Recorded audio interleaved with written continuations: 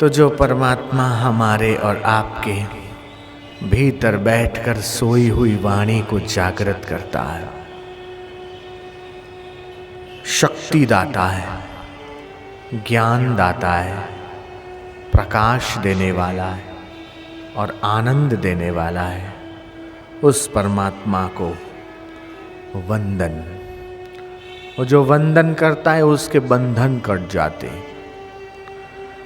जो वंदन करता है, नमन करता है, उस परमात्मा की शक्ति से और कृपा से उसके अज्ञान के बंधन कट जाते हैं, क्षीण हो जाते हैं।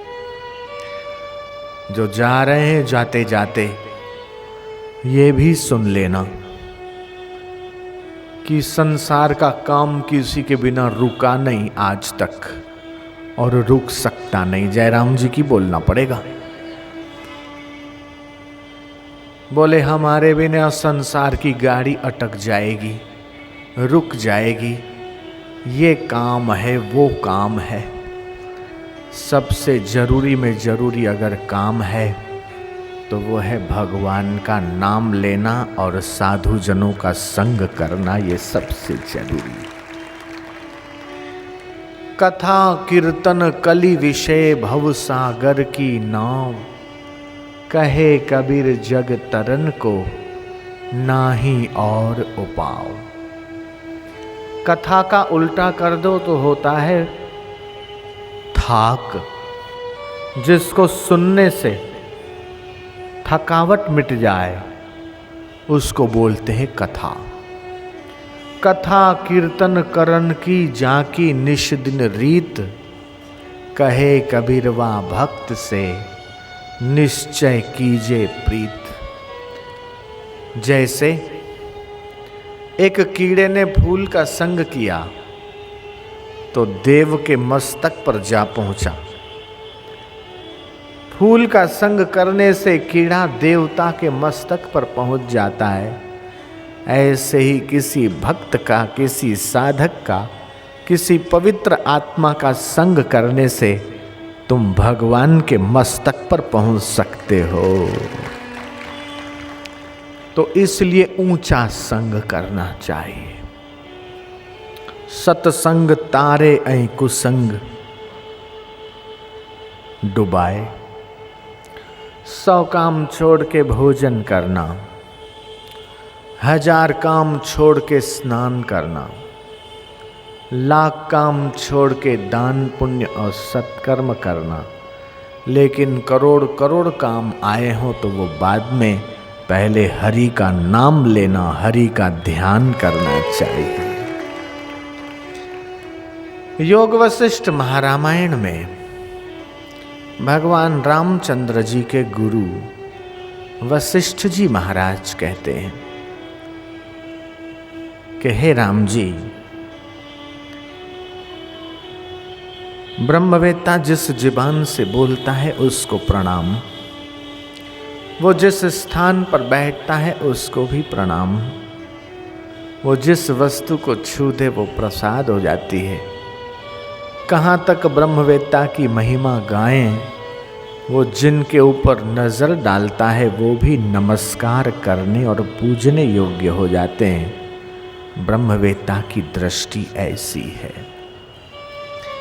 गुरु नानक कहते हैं ब्रह्मवेत्ता ब्रह्मज्ञानी मुगत भुगत का दाता, ब्रह्मज्ञानी पूर्ण पुरुष विधाता, ब्रह्मज्ञानी को खोजे महेश्वर, ब्रह्मज्ञानी आप परमेश्वर, ब्रह्मज्ञानी का कथ्या न जाई आधा अक्षर, नानक ब्रह्मज्ञानी सबका ठाकुर।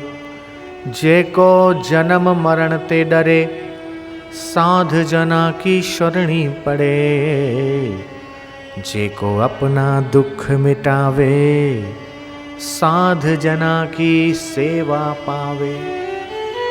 ये आयोजकों को हम कितना धन्यवाद दें कि समाज और संत के बीच ये समिति के सौभाग्यशाली साधक सेतु बनने का काम करते हैं। वो देर सबेर भगवान और संतों के अनुभव में भी भागीदार साझीदार हो जाते हैं और एक ऐसी हुंडी, एक ऐसी एफडी वो करा लेते हैं कि उसका लाभ उनको तो मिलता है, उनके बच्चों को भी मिलता है। ये छुट्टी के दिन शुरू हो गए या होने वाले हैं। बच्चे कैसे छुट्टी मनाएंगे?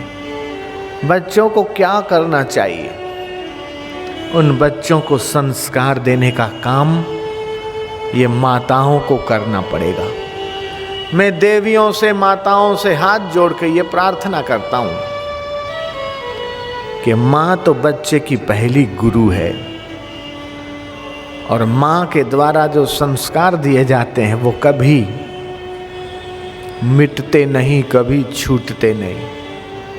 तो मैं माताओं से प्रार्थना करता हूँ कि केवल शिक्षकों के भरोसे ही उनको मत न छोड़ो, खुद स्वयं धर्म के संस्कार, आचार विचार के संस्कार, माता पिता की सेवा के संस्कार, भगवान का पूजन वंदन के संस्कार, गुरु भक्ति के संस्कार, सेवा के संस्कार जितना तुम बच्चों में डालोगे, वे बच्चे उतना ही तुम्हारा नाम रोशन करेंगे। जहाँ जाएंगे वहाँ अपने आचरण से और अपने व्यवहार से माता पिता का नाम रोशन करेंगे। और इसलिए बच्चों की पहली गुरु माँ होती है। मातृदेवो भव कि सबसे पहले माता को वंदना की गई, उसके बाद पितृदेवो भव की पिता को वंदना, फिर है आचार्य देवो भव, फिर है परस्पर देवो भव कि एक दूसरे के अंदर भी वही परमात्मा है। ऐ तालिबे मंजिले तू मंजिल किधर ढूंढता है, दिल ही तेरी मंजिल है तू अपने दिल की ओर देख। इस अपने दिल में इतना खजाना भरा पड़ा है। मैंने आते ही कहा था ध्यान और योग, इस पर हम लोग बहुत कम ध्यान देते हैं, जितना देना चाहिए उतना नहीं देते। योग का मतलब है जुड़ना। गणित में 2 अंकों के मिलन को योग कहते हैं।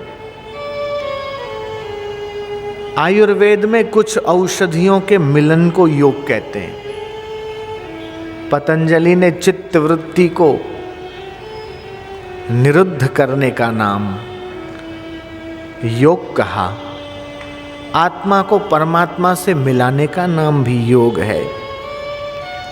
हम तो चाहते हैं कि इस सत्संग में आकर तुम ऐसे योगी बनो, ऐसे योगी बनो कि तुम्हारा लय योग हो जाए, ध्यान योग हो जाए, कुंडलिनी योग हो जाए, ज्ञान योग हो जाए, भक्ति योग हो जाए, जप योग हो जाए, नादानुसंधान योग हो जाए, सेवा योग हो जाए, कर्म योग हो जाए। इतने इतने योग तुम्हारे जीवन में घटित हो जाएं और तुम योगी बन जाओ, हम ऐसा चाहते हैं। भगवान श्री कृष्ण अर्जुन को हाथी चिंघाड़ रहे, घोड़े हिन हिन आ रहे, तलवारें चमक रही है, कौरव और पांडव पक्ष एक दूसरे को मारने काटने के लिए उतावले हो रहे। ऐसे युद्ध के मैदान में भगवान अर्जुन से कहते हैं तपस्विभ्योऽधिको योगी ज्ञानिभ्यो मतोऽधिकः कर्मिभ्योश्च अधिको योगी तस्मात् योगी भवार्जुन। हे अर्जुन, तपस्वियों से योगी श्रेष्ठ है, ज्ञानियों से भी योगी श्रेष्ठ है, कर्मियों से भी योगी श्रेष्ठ है। इसलिए हे अर्जुन, तू योगी हो। जब युद्ध के मैदान में भगवान श्री कृष्ण अर्जुन को योगी बनने की बात कह सकते हैं, तो इस उल्लासनगर के गोल मैदान में मैं तुमको कह सकता हूं कि तुम भी योगी बनो। जो बात बच्चा कर नहीं सकता वो बात माता पिता बोल भी नहीं सकते। जयराम जी की बोलना पड़ेगा। कंजूसी बहुत करते हो भगवान का नाम लेने में। आई चाहो ना जयराम जी की तो चाहो। भगवान का नाम इस कलयुग में इतनी ताकत रखता है, इतनी ताकत रखता है कि जीव उतने पाप कर ही नहीं सकता जितना पापों को मिटाने की ताकत भगवान के नाम में छुपी है। फिर से जयराम जी की बोलना पड़े। आई राम जिनी जय मन में जिनता तिंजा सलाथिया सावा। मेरी दादी बोलती थी, दादी, राम जिनी जय मन में तिनजा सलाथिया सावा, तिन जे खातिय सा केर करे दावा।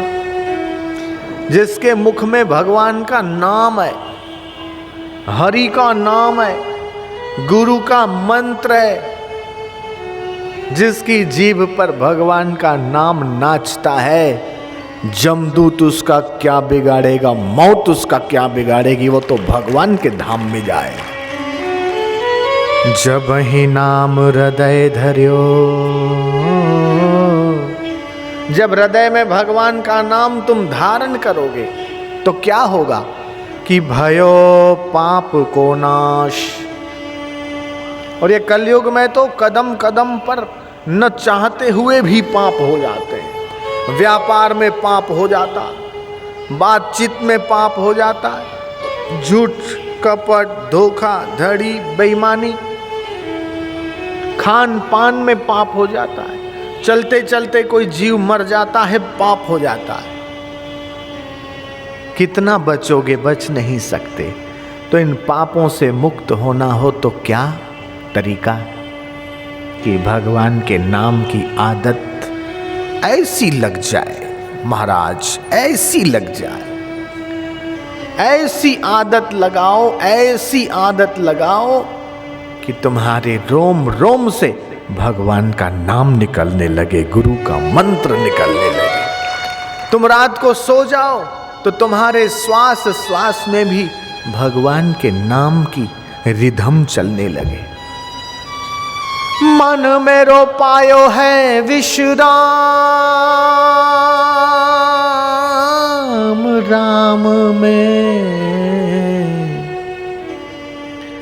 विश्राम है तो राम में, आराम है तो राम में। बिना राम के कोई विश्राम हो सकता है? असंभव, इम्पॉसिबल। तो भगवान के नाम में विश्राम, सुकून मिलेगा, सारे दुख दर्द भाग जाएंगे।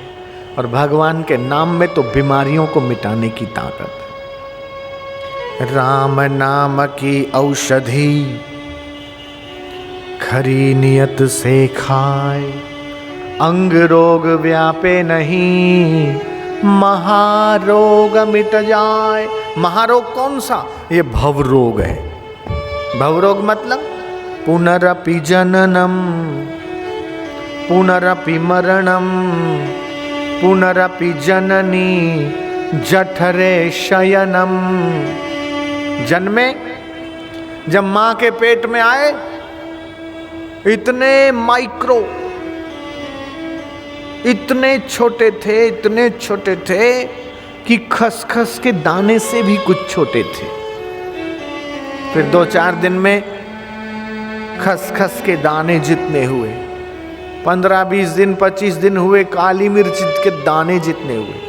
थोड़ा समय और गया तो सुपारी जितने हुए, फिर समय और गया तो बेर जितने हुए, फिर अमरूद जितने हुए, और समय गया तो खरबूजे जितने हुए।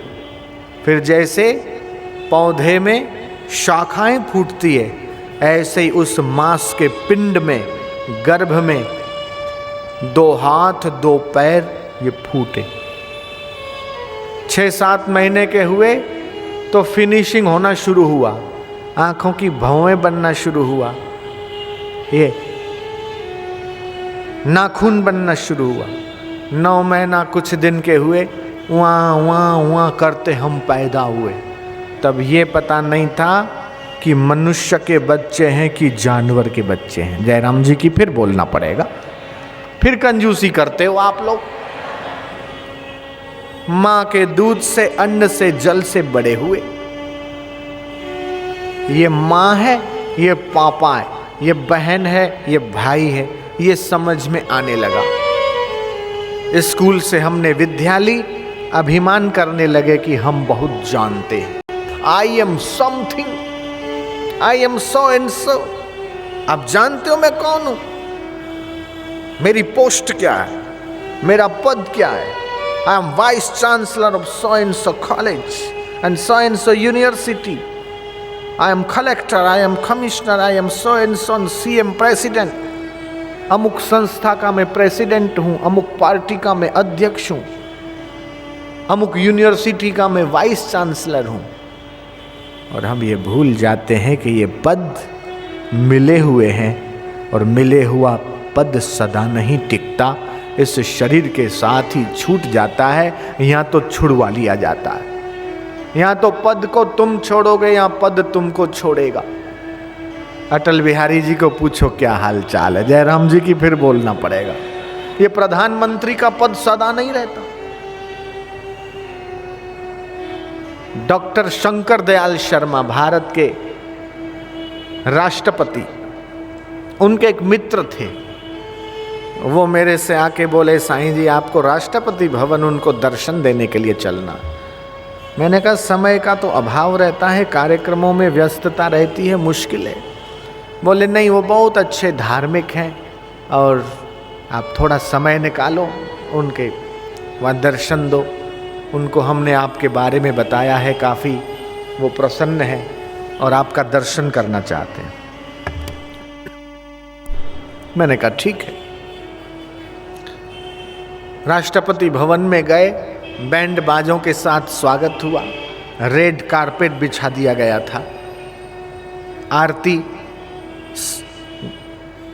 हुई, फिर बड़े भवन में कक्ष में मुझे बिठाया गया। भांति भांति के व्यंजन मेरे सामने रखे गए। फिर राष्ट्रपति महोदय आए, उन्होंने मेरा पैर पकड़ा और मेरे अंगूठे को पकड़ लिया। मैंने कहा आप क्या कर रहे हो? बोले कि स्वामी जी ऐसा सौभाग्य मिला है, मुझे लाभ लेने दो, रोको मत। मैंने कहा मेरी उम्र तो आपके पोते के बराबर है, आप तो उम्र में कितने बड़े हैं, हम तो आपके आगे उम्र में बहुत छोटे हैं। बोले स्वामी जी ये भारत है जिसने उम्र को नहीं देखा, जिसने ज्ञान को देखा है। हम उस भारत में पैदा हुए, हम जानते कि आपके दर्शन से मुझे कितनी खुशी मिलती। बड़े समय से इंतज़ार कर रहे थे, काफ़ी बातें की, बहुत सज्जन, बहुत नम्र। फिर जाते जाते मेरे को बोला स्वामी जी एक वचन देके जाओ। मैंने कहा क्या? बोले साल में कम से कम 3 बार मुझे यहाँ आकर दर्शन दोगे। मैंने कहा ये वचन तो मैं नहीं दे सकता, मैं वचन दूं और पाल नहीं पाऊं ये तो मेरे से नहीं होगा, लेकिन कोशिश करूंगा। बोले हमारे सामने तो प्रोटोकॉल होता है, हम तो आना चाहें तब भी कुछ मुश्किल होती है, परमिशन मिलती है तो हम जा सकते, वरना जा नहीं सकते। लोगों की नज़र में तो हम राष्ट्रपति भवन में, लेकिन हमें पूछो कि हम कहाँ हैं। स्वामी जी संत का दर्शन सौभाग्य से मिलता, आपने हमें यहाँ आकर दर्शन दिया, ये राष्ट्रपति भवन आज धन्य हो गया, पवित्र हो गया। बार बार यहाँ आपके चरण पड़ते रहें तो आपके चरणारविंदों से यहाँ की धरती पुण्यदायी होगी और यहाँ रहने वाले और आने वालों के संस्कार भी अच्छे होंगे। जाते जाते उनकी आंखें गीली हो गई। बोले स्वामी जी बहुत खुशी के आंसू हैं, बहुत अच्छा लगा, बहुत अच्छा लगा।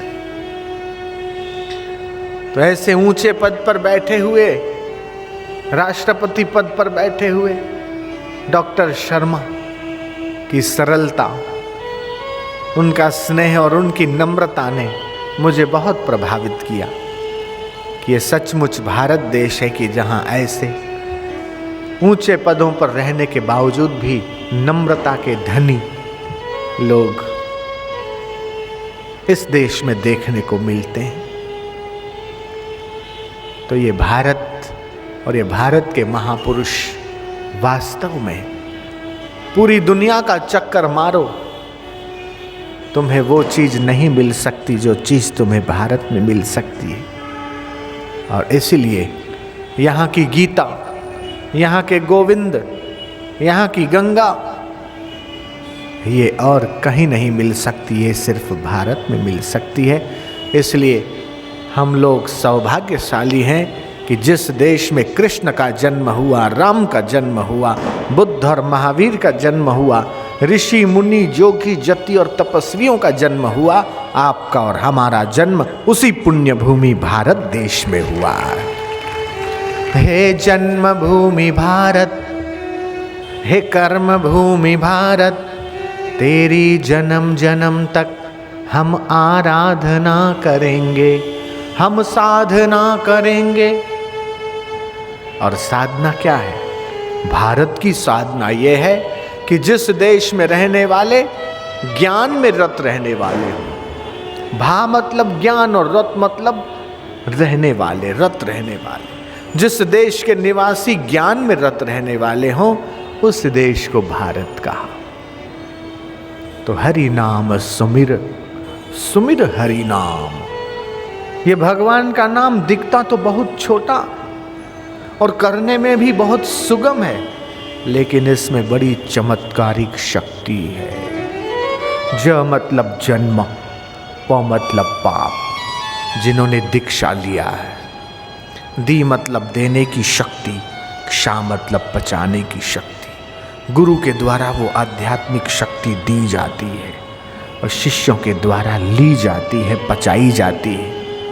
उस आध्यात्मिक शक्तियों से तुम संसार के कार्य सुधार सकते हो, यह लोक और परलोक अपना सुखमय बना सकते हो और अपने पूर्व जन्म के पापों को, प्रारब्ध को भी तोड़ सकते हो। मान लो किसी के प्रारब्ध में एक्सीडेंट लिखा है, लेकिन वो जप ध्यान करता है, भगवान का नाम स्मरण करता है, गुरु मंत्र का जप करता है, तो उसका एक्सीडेंट टल सकता है। जयराम जी की बोलना पड़ेगा।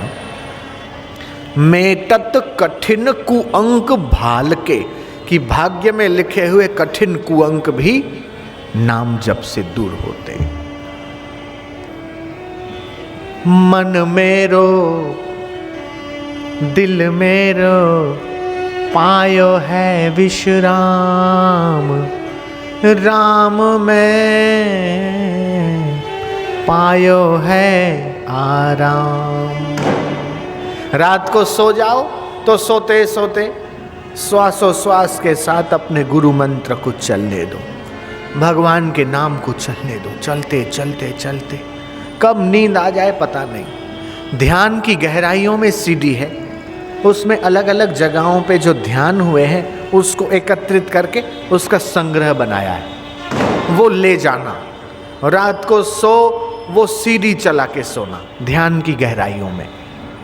सुनते सुनते कब नींद आ जाएगी पता नहीं। मैं तो चाहता हूं आप सो मत, आपकी नींद योग निद्रा हो जाए। जयराम जी की बोलना पड़ेगा, योग निद्रा। और भगवान शंकर कैसा ध्यान करते कि समाधि। और कौन कहता है कि समाधि सिर्फ आंखें बंद करके होती है? आंखें बंद करके भी होती है और खुली आंख भी समाधि हो सकती है, जैसा महात्मा लोग, ब्रह्मवेत्ता लोग करते हैं। खुली आंख समाधि, गोपियों की खुली आंख समाधि थी। ऐ सखी, ए गोपी, ए सखी देख, ये पेड़ की टहनी तो देख, कृष्ण की टांगों का संकेत दे रही है। तुझे नहीं लगता कि ये कृष्ण की टांगों की ना ये टेढ़ी है? देखती तो वो पेड़ को है, पेड़ की टहनी को है, लेकिन उसमें भी उसकी याद अपने इष्ट की, अपने भगवान की, अपने कृष्ण की आ रही।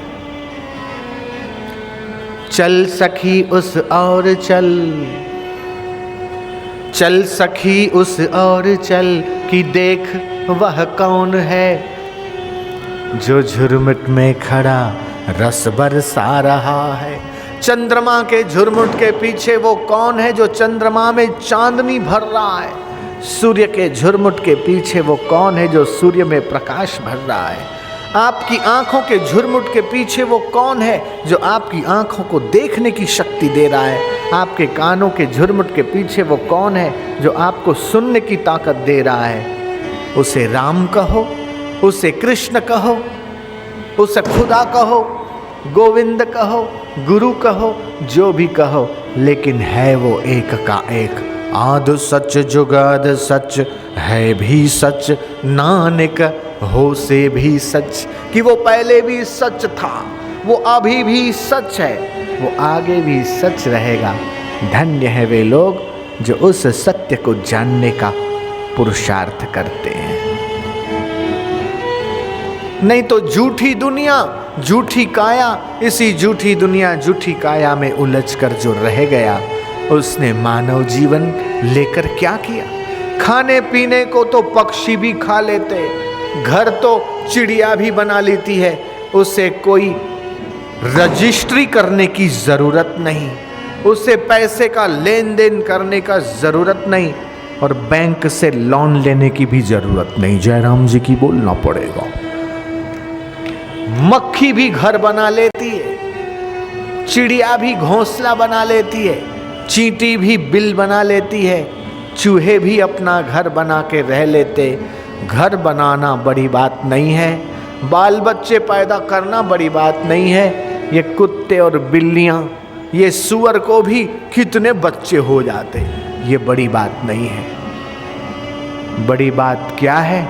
जहां में उसने बड़ी बात कर ली, जिसने आत्मा परमात्मा से मुलाकात कर ली, अपने ईश्वर से, जिसके लिए ये मानव जीवन मिला है, उस ईश्वर से, उस परमात्मा से जिसने मुलाकात कर ली, उसने जहां में सबसे बड़ी बात कर ली। वो थे न मुझसे दूर, न मैं उनसे दूर था, आता न था नजर तो नजर का कसूर था।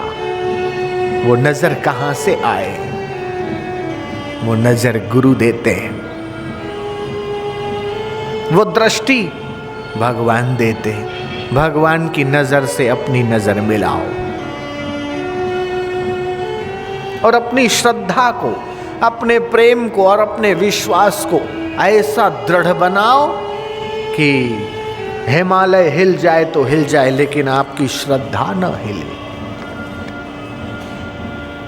चैनल वाले दिखा रहे थे, चैनल अब तक, आज दिल्ली में बर्फ गिरी, देखिए विशेष रिपोर्ट शाम को 8:30 बजे। आज दिल्ली में बर्फ गिरी, आज दिल्ली में बर्फ गिरी, पट्टी आ रही है, आज दिल्ली में बर्फ गिरी, देखिए शाम को 8:30 बजे विशेष रिपोर्ट। आज शाम को दिल्ली में बर्फ गिरी, देखिए रिपोर्ट शाम को 8:30 बजे। सब लोगों की उत्सुकता का ठिकाना नहीं, दिल्ली में और बर्फ गिरी, ये कैसे हो सकता? शाम को 8:30 बजे, अरे दिन भर से आ रहा था दिल्ली में बर्फ गिरी, जरा चालू करो चैनल अब तक। चालू किया, रिपोर्ट आगे बढ़ती है। आज साइकिल पर एक व्यक्ति पीछे बर्फ लेकर जा रहा था, उसका कैरियर ढीला हो गया और उसके कैरियर से बर्फ नीचे गिर पड़ी, दिल्ली में बर्फ गिर पड़ी। दिन भर की रिपोर्ट न जाने कैसी दिखाई दे रही थी, शाम को देखा तो साइकिल के कैरियर से बर्फ गिरी और लोगों के लिए वो न जाने क्या उत्सुकता बना दी। अपनी टीआरपी बढ़ाने के लिए क्या क्या करना पड़ता है, क्या क्या संतों के ऊपर इल्जाम लगाते हैं, फिर भी धन्य है साधक, धन्य है उनकी श्रद्धा, और धन्य है इस सत्य की विजय की हजार हजार कोशिशों के बावजूद भी भीड़ कम नहीं होती, बढ़ती ही चली जा रही। 2 रुपए के अखबार ने कुछ लिख दिया और आपकी श्रद्धा हिल गई, तो आपके श्रद्धा की कीमत 2 रुपए। किसी चैनल ने ऐसा वैसा टेढ़ा मेढ़ा कुछ का कुछ दिखा दिया और श्रद्धा हिल गई, तो आपके श्रद्धा की कीमत मंथली 225 रुपए रेंटल ना। आपके श्रद्धा की कीमत मंथली 250 रुपये नहीं हो सकती, 2 रुपये नहीं हो सकती। आपकी श्रद्धा तो ऐसी हो कि हिमालय हिल जाए तो हिल जाए, लेकिन आपकी श्रद्धा न हिले, ऐसी श्रद्धा होनी चाहिए।